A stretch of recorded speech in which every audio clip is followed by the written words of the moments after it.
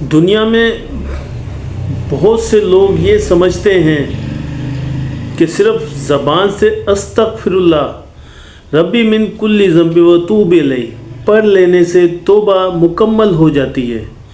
یقیناً استغفار پڑھنا بہت بڑی نیکی ہے، اللہ کا ذکر ہے، بے شمار ثواب ہے، لیکن یاد رکھیں صرف تسبیح کے دانے گن لینے سے حقیقی توبہ نہیں ہوتی جب تک دل نیت اور عمل نہ بدلے۔ اصل توبہ کیا ہے؟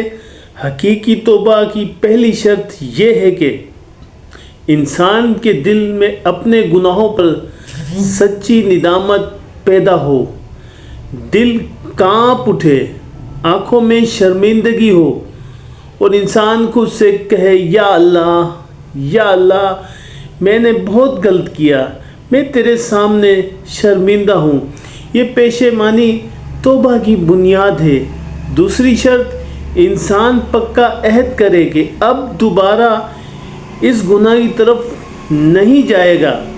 ہاں، اگر کبھی کمزوری ایمان کی وجہ سے انسان دوبارہ پھسل جائے تو وہ نئی توبہ کرے، لیکن توبہ کے وقت نیت سچی ہونی چاہیے کہ اب یہ گناہ نہیں کروں گا۔ تیسری شرط، گناہ کو فوراً چھوڑ دینا۔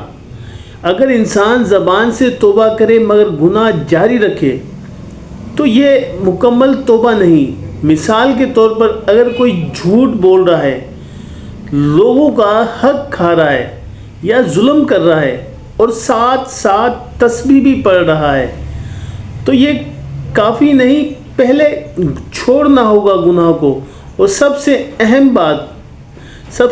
بات اگر گناہ کا تعلق حقوق العباد سے ہے، یعنی کسی انسان کا حق مارا، کسی پر ظلم کیا، کسی کی دل آزاری کی، کسی کا مال دبایا، تو صرف اللہ سے معافی مانگ لینا کافی نہیں۔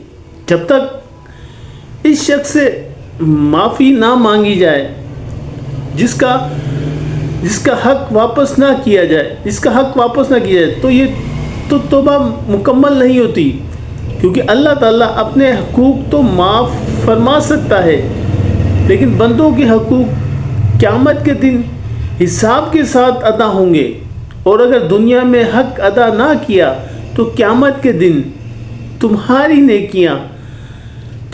نیکیاں لے کر مظلوم کو دے دی جائیں گی۔ سوچئے کتنی سخت گھڑی ہوگی جب انسان اپنی نمازیں، روزے، صدقات، نیکیاں سب کچھ دوسرے کو دے دیا جائے گا، صرف اس لیے کہ اس نے دنیا میں کسی پر ظلم کیا تھا۔ اس لیے آج ہی اپنے دل کو ٹٹولیں، کیا ہم واقعی توبہ کر رہے ہیں یا صرف الفاظ دہرا رہے ہیں؟ سچی توبہ وہ ہے جو دل سے زندگی بدل دے اور انسان کو اللہ کے قریب کر دے۔ آج اللہ کے حضور جھک جائیں، اپنے گناہوں پر روئیں، حقوق العباد ادا کریں اور سچے دل سے توبہ کریں، کیونکہ اللہ تعالیٰ بے شک بڑا رحیم ہے اور سچی توبہ کرنے والوں کو ضرور معاف فرماتا ہے۔ بے شک، آمین۔ پہلے اللہ پاک مجھے اور پھر آپ کو عمل کی توفیق عطا فرمائے، آمین۔